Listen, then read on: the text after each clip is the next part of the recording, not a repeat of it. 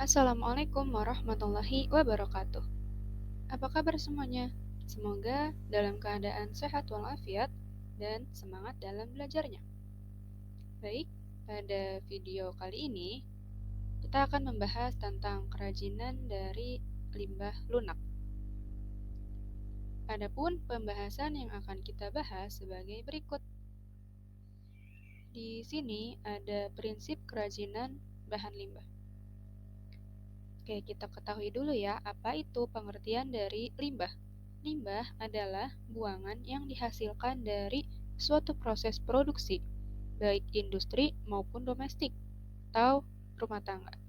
Nah, jadi limbah ini adalah suatu buangan yang dihasilkan dari suatu proses produksi, baik industri maupun domestik atau dari kegiatan rumah tangga, ya, dari sampah-sampah rumah tangga.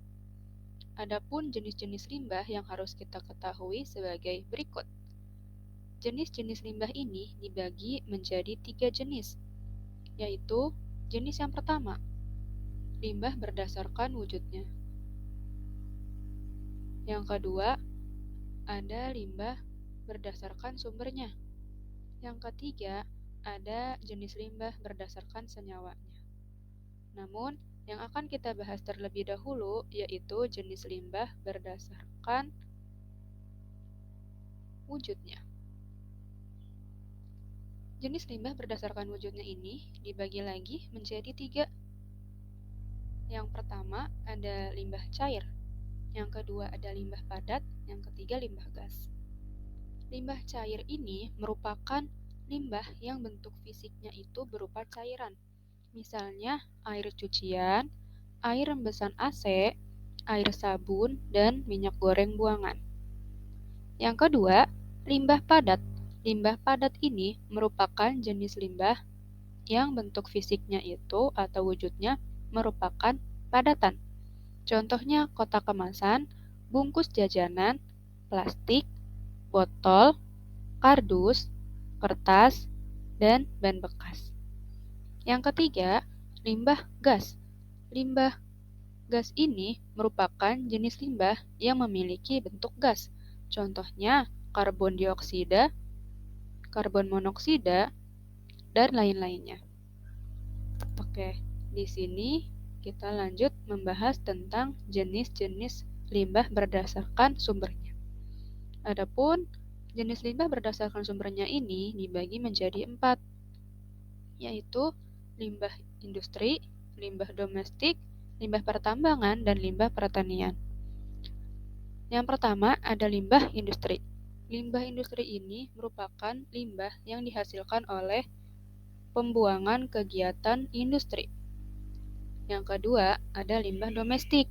Limbah domestik ini merupakan limbah yang berasal dari rumah tangga, pasar, restoran, dan permukiman-permukiman penduduk yang lain. Yang ketiga ada limbah pertambangan. Limbah pertambangan ini merupakan limbah yang berasal dari kegiatan pertambangan. Yang keempat ada limbah pertanian. Limbah pertanian ini merupakan limbah yang ditimbulkan karena kegiatan pertanian. Kemudian, ada jenis limbah berdasarkan senyawanya. Jenis limbah berdasarkan senyawanya ini dibagi menjadi 2. Yang pertama, limbah organik, dan yang kedua, limbah anorganik. Limbah organik ini merupakan limbah yang bisa diuraikan atau mudah membusuk. Contohnya, kulit buah, kulit sayur, kotoran hewan, daun-daunan, pelepah pisang, jerami, dan lainnya. Limbah organik ini biasanya pelapukannya itu lebih cepat daripada yang limbah lunak anorganik. Jenis limbah berdasarkan senyawanya yang kedua yaitu limbah anorganik. Limbah anorganik adalah jenis limbah yang sangat sulit atau bahkan tidak bisa diuraikan atau membusuk. Sekalipun bisa, dia membutuhkan waktu yang sangat lama. Contohnya di sini ada plastik, ada pecahan kaca, dan serbuk besi. Kemudian kita lanjut dalam pembahasan jenis dan karakteristik bahan limbah. Namun, sebelum kita membahas tentang jenis dan karakteristik dari bahan limbah tersebut, kita bahas dulu tentang pengertian dari limbah lunaknya. Di sini definisi dari limbah lunak adalah limbah lunak merupakan limbah yang bersifat lunak, yaitu limbah yang bersifat lembut, empuk, dan mudah dibentuk. Adapun limbah lunak ini memiliki dua jenis, yaitu limbah lunak organik dan limbah lunak anorganik. Limbah lunak organik memiliki karakteristik sebagai berikut.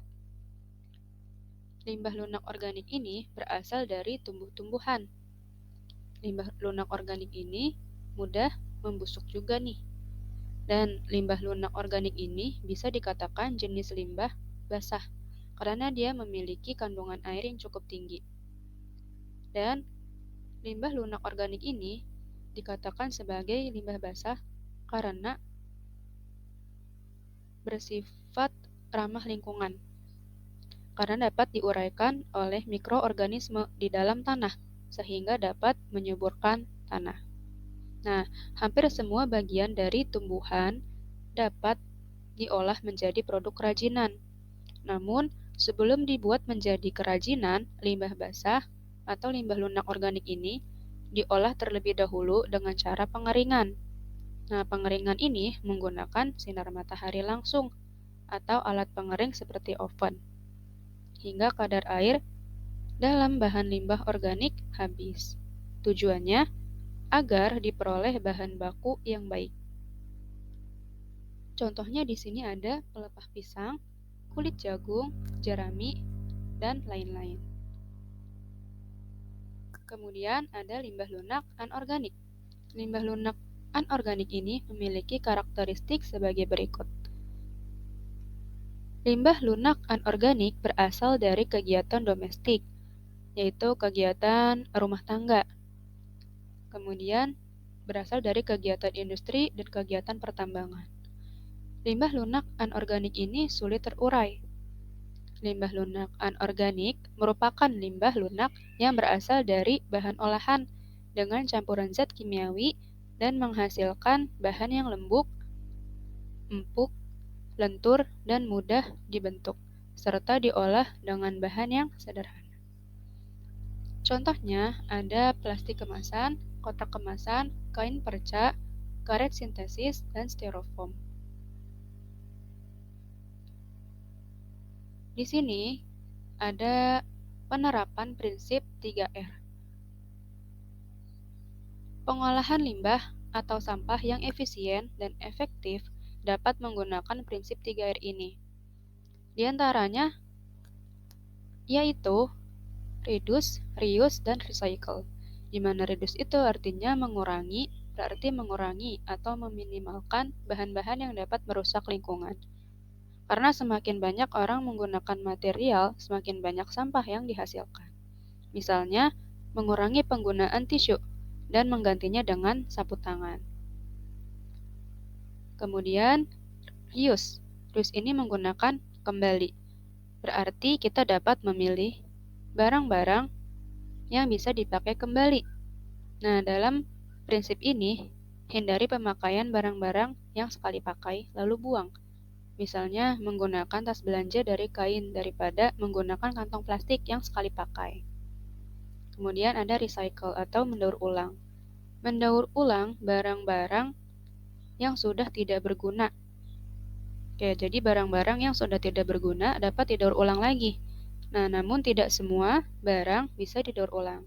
Tetapi saat ini sudah banyak industri kecil dan industri rumah tangga yang memanfaatkan sampah menjadi barang lain. Contohnya untuk bahan kerajinan. Kemudian di sini kita ngebahas tentang proses pengolahan limbah. Untuk proses pengolahan limbah ini ada beberapa cara, ada beberapa proses yang perlu kita lakukan. Secara umum, proses pengolahan bahan limbah lunak cukup sederhana. Pengolahan dapat dilakukan secara manual maupun menggunakan mesin. Proses limbah proses pengolahan limbah sebagai berikut. Yang pertama, pemilahan bahan limbah lunak. Yang kedua, pembersihan limbah lunak. Yang ketiga, pengeringan limbah lunak.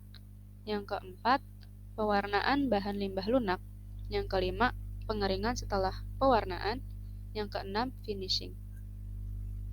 Nah, untuk proses pengolahan ini, kita bisa melakukan cara-cara yang tadi ya, dengan proses yang pertama yaitu pemilahan bahan limbah lunak.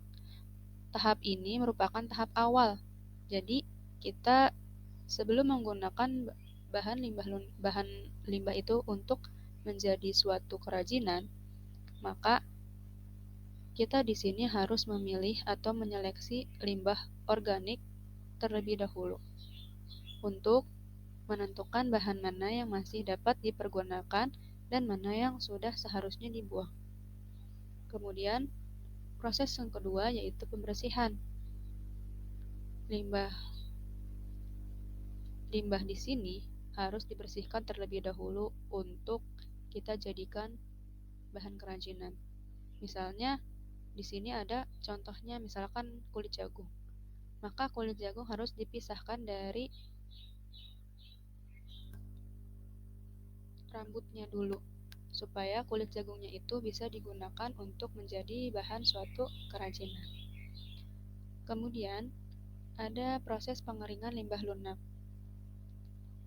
Pengeringan bertujuan untuk menjaga produk kerajinan yang akan dibuat menjadi lebih awet dan tidak terkena jamur ataupun bakteri yang dapat berkembang pada bahan organik tersebut.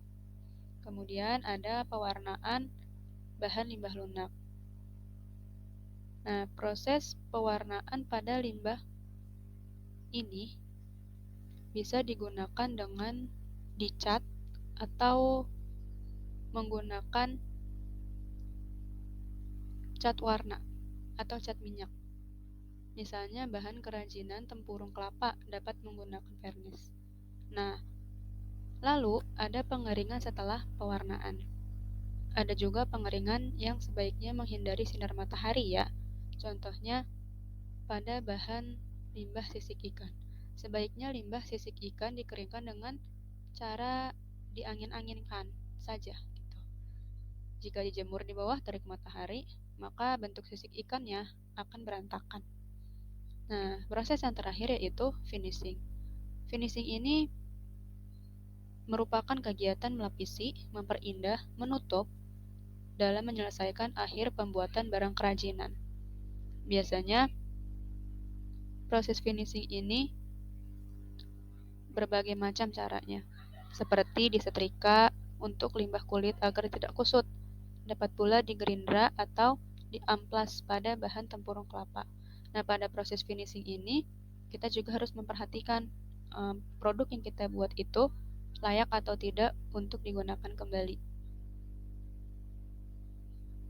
Adapun syarat-syarat perancangan benda kerajinan yang harus kita perhatikan. Yang pertama, ada kegunaan. Yang kedua, kenyamanan. Yang ketiga, keamanan. Yang keempat, keindahan. Yang kelima, keluasan. Untuk syarat yang pertama, yaitu kegunaan. Benda kerajinan harus mengutamakan nilai praktis, yaitu dapat digunakan sesuai dengan fungsi dan kebutuhannya. Contohnya, mangkuk untuk wadah sayur. Yang kedua, kenyamanan. Benda kerajinan harus menyenangkan dan memberi kenyamanan bagi pemakainya. Contohnya, cangkir didesain ada pegangannya. Yang ketiga, keamanan. Benda kerajinan tidak boleh membahayakan pemakainya. Contohnya, gelas dari tempurung kelapa ini harus dipertimbangkan komposisi yang digunakan agar tidak berbahaya. Yang keempat, keindahan. Benda yang indah mempunyai daya tarik lebih dibanding benda yang biasa-biasa saja. Nah, keindahan sebuah benda ini dapat dilihat dari beberapa hal, misalkan dari bentuknya, dari hiasan atau ornamen dan bahan bakunya. Kemudian, yang terakhir yaitu keluasan. Benda kerajinan harus memiliki keserasian antara bentuk dan wujud benda dengan nilai gunanya. Contohnya sepatu sesuai dengan anatomi dan ukuran kaki. Jadi sebelum kita membuat suatu produk kerajinan, kita harus memperhatikan syarat-syarat perancangan benda kerajinan ini. Ya, ada 5 yang harus kita perhatikan. Nah, ini ada contoh-contoh kerajinan dari limbah lunak. Bisa kita lihat di sini ada beberapa contoh produk kerajinan dari limbah lun. Mungkin nanti di sini bisa kita praktikan nih untuk membuat salah satu dari kerajinan ini. Nah, dalam pembahasan tentang kerajinan, pasti tidak luput dari pembahasan tentang kemasan produk kerajinan. Nah, karena kemasan ini merupakan daya tarik juga nih untuk orang lain melihat apakah produk yang kita buat itu bermanfaat atau tidak, menarik atau tidak gitu. Jadi kemasan ini bisa jadi daya tarik tersendiri untuk orang yang melihatnya. Nah, kemasan ini merupakan bagian terluar yang membungkus suatu produk dengan tujuan untuk melindungi produk dari cuaca, gangguan, dan benturan-benturan terhadap benda lain. Nah, selain itu, kemasan ini juga berguna untuk memperindah produk yang sudah kita buat. Ya, dalam artian kemasan ini bisa digunakan untuk menyempurnakan produk dari kerajinan yang sudah kita buat. Nah, dalam membahas kemasan ini ada beberapa jenis kemasan yang biasanya kita gunakan nih, yaitu ada kemasan dari plastik. Biasanya kemasan-kemasan plastik ini nih yang sering kita lihat, ya yang sering kita lihat dan sering kita gunakan. Kemudian ada juga kemasan dari kertas. Ada juga kemasan dari kayu. Nah, sebetulnya ada beberapa macam jenis-jenis kemasan yang belum kita bahas. Namun pada video pembelajaran kali ini kita akan membahasnya cukup sampai di sini terlebih dahulu. Jadi, untuk pembahasan kali ini sampai di sini. Pembahasan selanjutnya akan dilanjut pada video pembelajaran selanjutnya. Kurang lebihnya mohon dimaafkan. Assalamualaikum warahmatullahi wabarakatuh.